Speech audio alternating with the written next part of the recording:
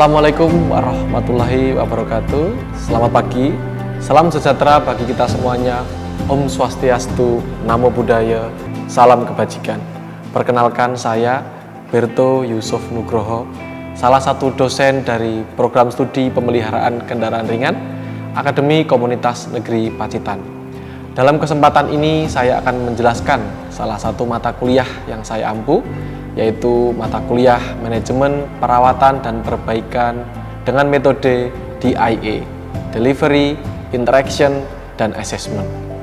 Video ini digunakan untuk memenuhi salah satu persyaratan dalam proses seleksi sertifikasi dosen di tahun 2023, yaitu pernyataan diri dosen dalam unjuk kerja Tridharma Perguruan Tinggi, PDD, UKT, PT di bidang pengajaran. Saya akan memulai untuk menginformasikan deskripsi umum mata kuliah Manajemen Perawatan dan Perbaikan. Mata kuliah Manajemen Perawatan dan Perbaikan adalah mata kuliah wajib bagi mahasiswa di semester 4 program studi D2 Pemeliharaan Kendaraan Ringan. Mata kuliah ini memiliki bobot sebesar 2 SKS teori selama 1 semester.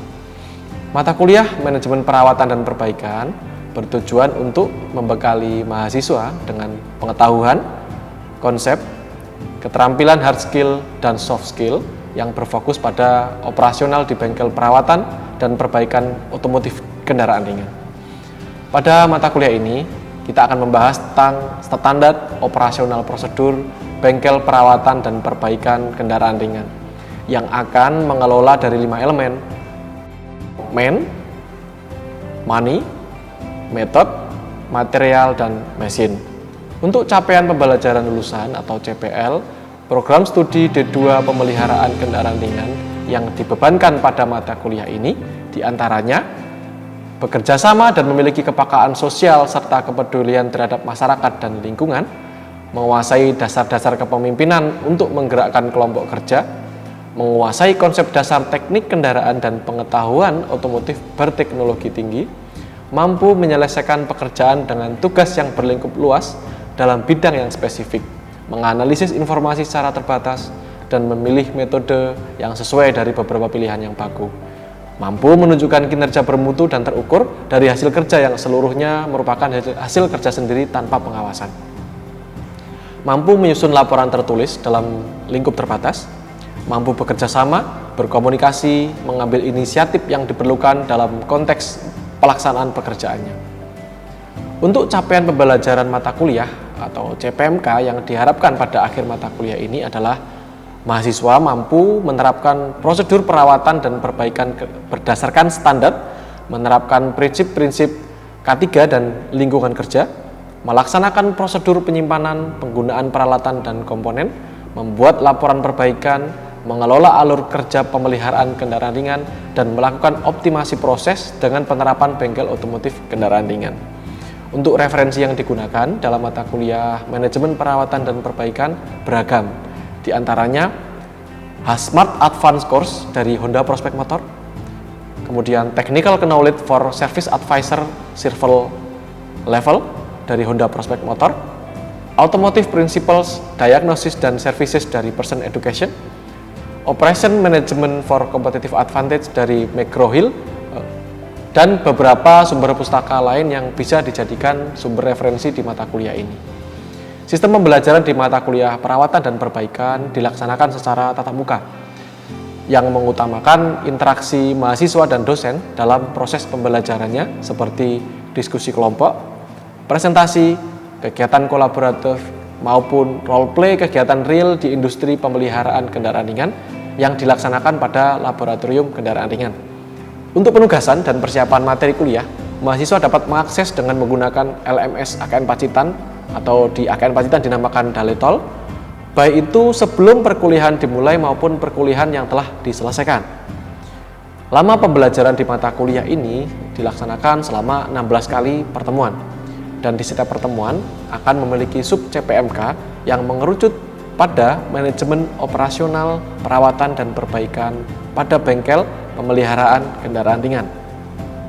Untuk evaluasi dari hasil perkuliahan mata kuliah manajemen perawatan dan perbaikan didasarkan dari beberapa aspek, yang diantaranya beberapa jenis target. Yang pertama adalah UTS, UAS, tugas kelompok maupun individu, kuis, presentasi ataupun role play kegiatan industri, dan kehadiran. Untuk bobot masing-masing, UTS sebesar 20%, UAS sebesar 30%, tugas kelompok maupun individu sebesar 10% yang dilaksanakan setiap selesai perkuliahan maupun menyesuaikan dengan CPMK di setiap pertemuan. Untuk kuis dilaksanakan 2 kali sebelum pelaksanaan UTS dan sebelum pelaksanaan UAS dengan bobot sebesar 10%. Untuk presentasi atau role play kegiatan industri dengan bobot sebesar 20% yang dilakukan presentasi ataupun role play-nya dilakukan secara mandiri maupun kelompok. Untuk kehadiran, jumlah bobotnya adalah 10% dengan total prosentasi dari keseluruhan evaluasi adalah 100%. Berikut ini adalah cuplikan pembelajaran mata kuliah manajemen perawatan dan perbaikan di program studi pemeliharaan kendaraan ringan pada pertemuan ketiga yang membahas proses alur kerja di bagian perawatan dan perbaikan pada bengkel kendaraan ringan. Selamat menyaksikan. Oke. Bismillahirrahmanirrahim. Assalamualaikum warahmatullahi wabarakatuh. Waalaikumsalam warahmatullahi wabarakatuh. Selamat pagi saudara-saudara semuanya, rekan-rekan saya.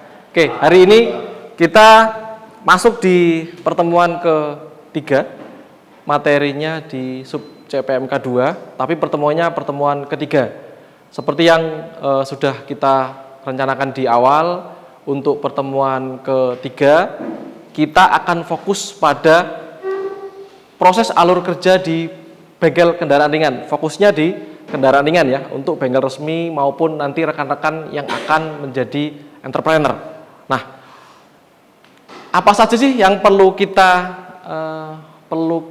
pikirkan ketika kita memikirkan antara dua, satu job opportunity-nya di bengkel resmi maupun di bengkel biasa. Nah, rekan-rekan nanti tujuannya kan jadi teknisi perawatan kendaraan ringan. Di pasar, di kendaraan ringan, di otomotif itu produksinya luar biasa. Bahkan job opportunity-nya dealer itu belum tentu bisa menampung keseluruhan servis yang dia miliki. Bahkan dari Gaikindo menyampaikan jumlah unit yang diproduksi dari beberapa produk ya, dari beberapa produk unit kendaraan kita sudah tahu tuh, untuk roda 2 atau roda 4 semuanya punya merek masing-masing. Nah, kita fokusnya di roda 4. Jumlah mereka kapasitas unitnya sampai dengan 5.888.916 unit. Bayangkan itu jika semuanya barengan keluar dan pengen servis. Kira-kira satu hari satu dealer cukup buat nampung segitu banyaknya? Tidak cukup. Maka sampean, rekan-rekan semuanya punya kemungkinan untuk bisa mengambil celah salah satu itu.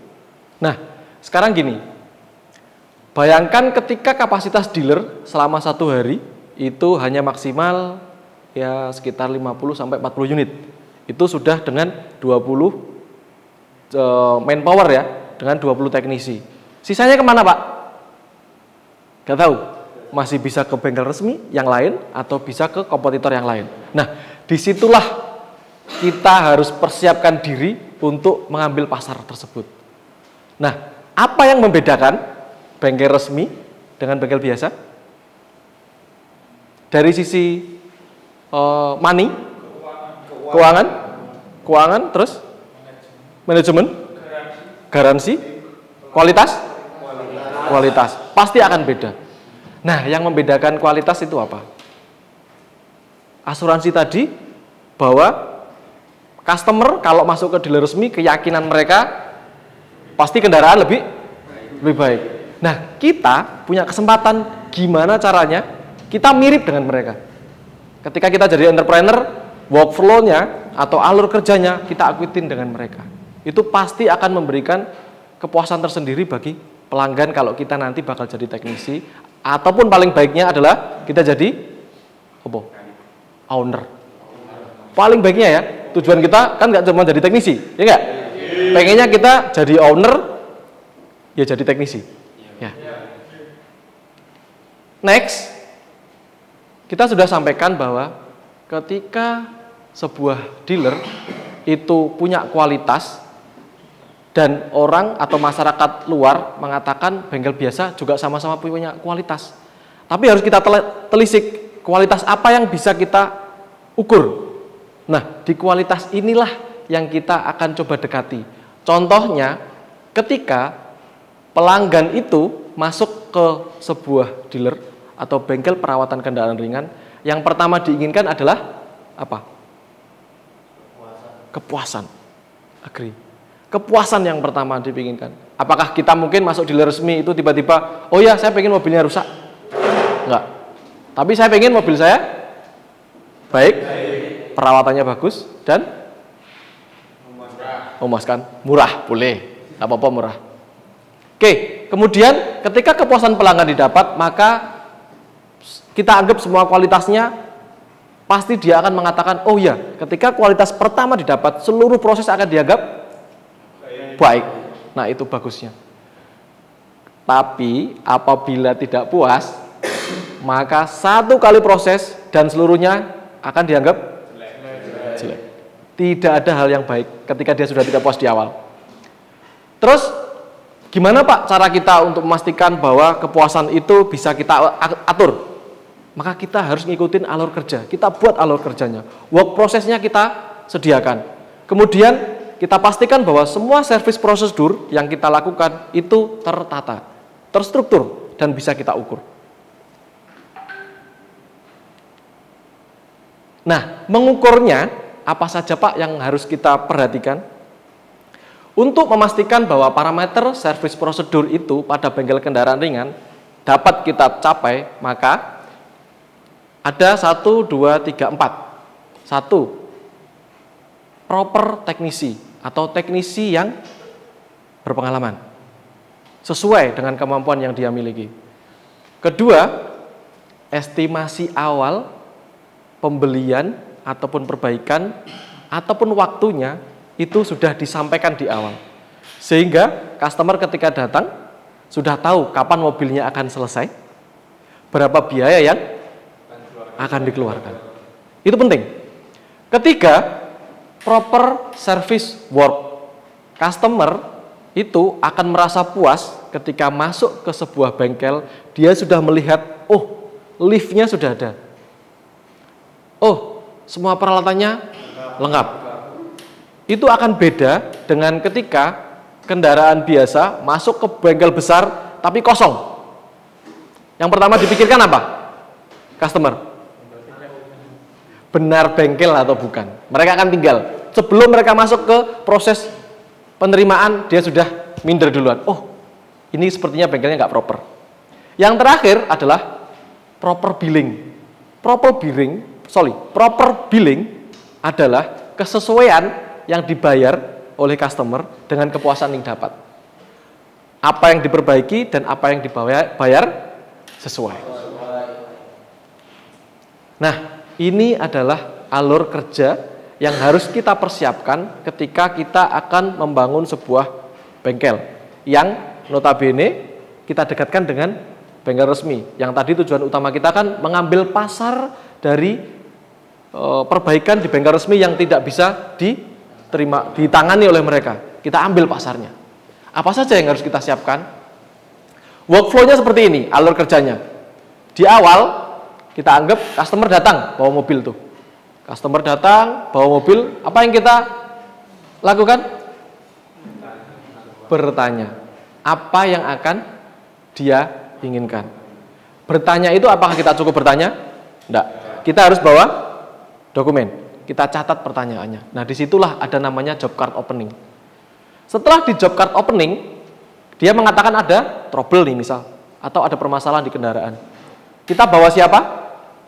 Karena kalau kita sebagai orang yang menerima kendaraan itu dan tidak tahu keilmuannya, maka kita butuh siapa? Teknisi dan foreman kita ajak untuk menganalisa, kemudian mengestimasi kendaraan ini seperti apa. Sehingga waktunya kita butuhkan tepat, cost yang dibutuhkan tepat, spare part yang dibutuhkan tepat, perbaikannya selesai. Next, setelah kita melakukan technical estimasi, maka customer pasti akan meninggalkan kendaraannya ke jenengan. Tidak? Customer diserahkan kendaraannya, dipastikan bahwa beliau akan puas dengan hasil yang diharapkan. Kemudian setelah customer pergi, meninggalkan tempat, servis, teman-teman teknisi, rekan-rekan teknisi langsung mengerjakan. Sesuai dengan apa? Ya, work order yang dibutuhkan tadi, yang disampaikan oleh customer, dianalisa oleh mekanik, dan dikerjakan oleh teknisinya. Teknisi yang sesuai dengan bidang pekerjaan yang diberikan. Contoh ganti oli kah, repair manual kah, ataupun repair maintenance, ataupun perbaikan besar. Kemudian, setelah diperbaiki, jangan lupa, ada proses yang terkadang teman-teman teknisi itu sering lupa, yaitu apa? Test drive. Ya, jangan lupa. Setelah servis, wajib ada prosedur test drive. Apapun itu prosesnya, meskipun hanya cuman ganti oli loh. Ingat, meskipun hanya ganti oli, apa resiko yang ditimbulkan kalau tidak pernah dicek? Bocoran. Kebocoran oli, resikonya meskipun netes beberapa mili, dalam jangka waktu 5.000 kilo, hasilnya kering. Engine breakdown. Ya sudah, langsung di overhaul. Biayanya akan lebih besar. Perawatannya juga akan membesar. Yang terakhir, ketika sudah selesai perbaikan dan perawatan, customer pasti akan membayar. Ingat, customer membayar jangan hanya cuma membayar loh ya.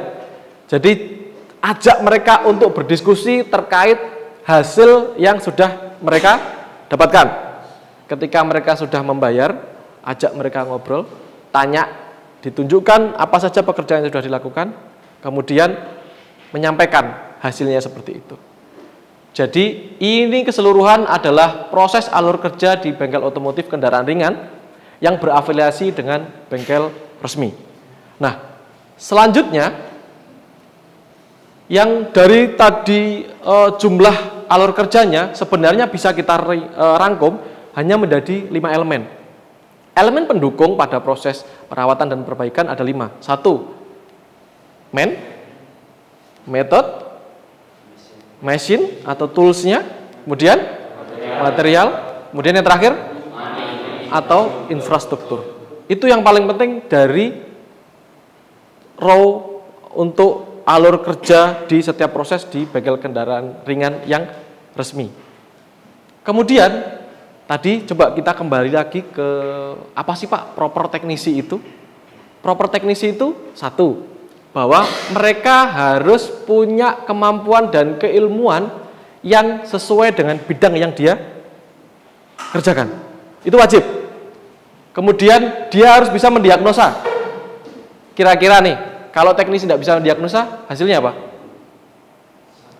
Kesalahan. Semuanya tidak akan berhasil. Mulai dari perbaikan sampai ke pelayanan ke customer, penyerahan akhir, tidak akan berhasil dengan baik.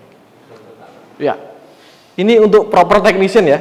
Jadi proper technician dia harus punya skill dan analisa yang baik terhadap diagnosa kerusakan, yang nanti juga akan menyampaikan tentang waktu perbaikan dan lama biaya perbaikan yang dibutuhkan.